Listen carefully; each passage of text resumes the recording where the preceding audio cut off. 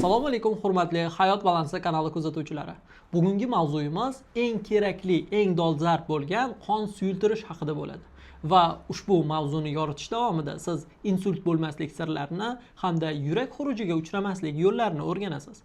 Bizning kanalimizni qo'llab-quvvatlagan holda hoziroq obuna bo'ling va bizni Telegram hamda Instagram sahifalarida qo'llab-quvvatlang. Qon o'zi nima uchun quyuqlashadi? Inson tanasidagi qonning vazifalari nimadan iborat?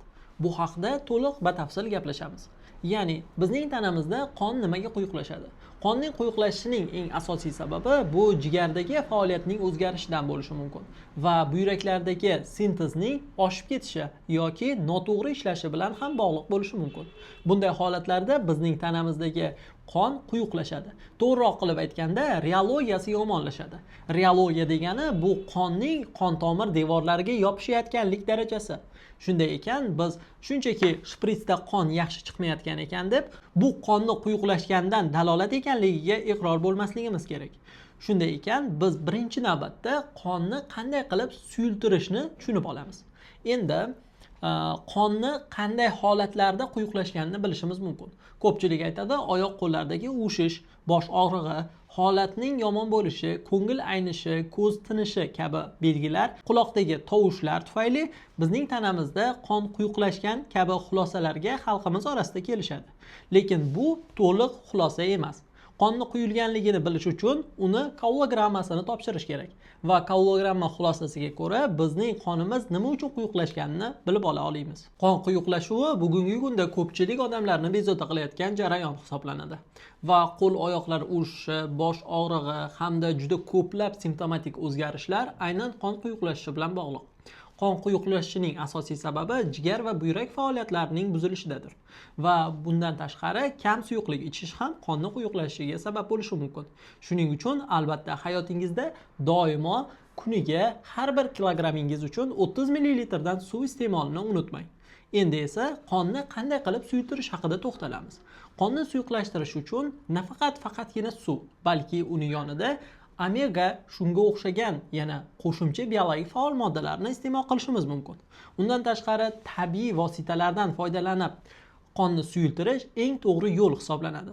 Nimagaki aspirin iste'moli bizni tanamizni birinchidan o'rgatib qo'yadi, ikkinchidan qon reologiyasini yomonlashuviga sabab bo'ladi.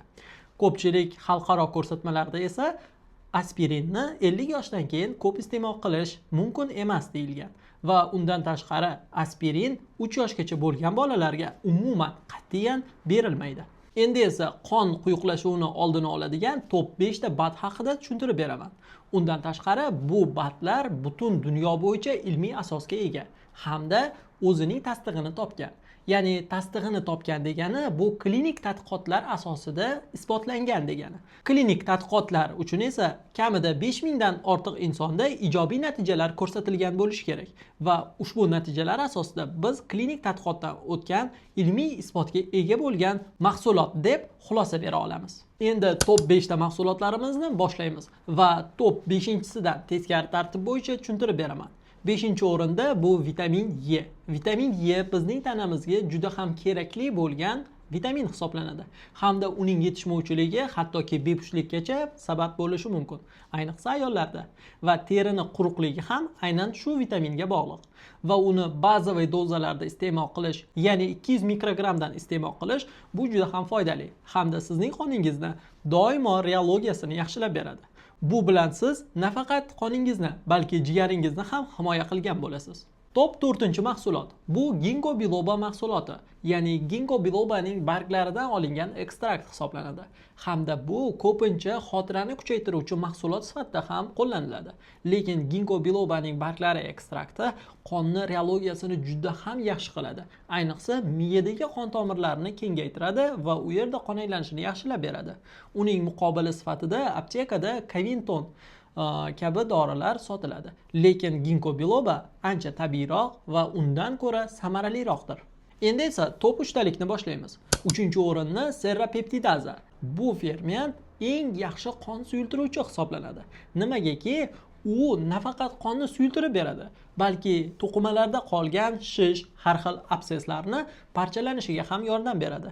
Mana misol uchun kimdir yonboshidan ukol olgan paytida u yerda abses qolib ketadi va serrapeptidaza fermenti yetishmovchiligi natijasida u yillar davomida turishi mumkin. Lekin bizning tanamizda agar shu ferment yetishadigan bo'lsa, bizning tanamizda hech qanday shishlar va aynan onkologik hujayralarning paydo bo'lishi ham ancha kamayadi. Shuning uchun serrapeptidazani iste'mol qilishni umuman olganda bir oyda kamida 10 kun iste'mol qilish mumkin. Shunda sizning tanangiz doimo sog'lom va go'zal ko'rinadi. Ikkinchi o'rinni natokinaza egalladi. Ya'ni natokinaza ham serrapeptidaza kabi ferment hisoblanadi.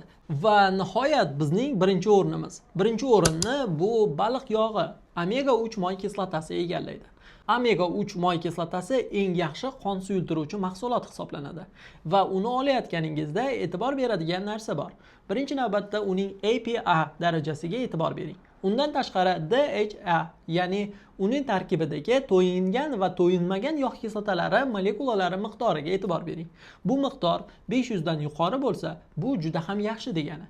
Agar 300 dan past bo'lsa, bu sifatsiz mahsulot degani. Shuning uchun 300 dan past bo'lmagan va 500 dan yuqori bo'lgan mahsulotlarni xarid qilishingiz mumkin.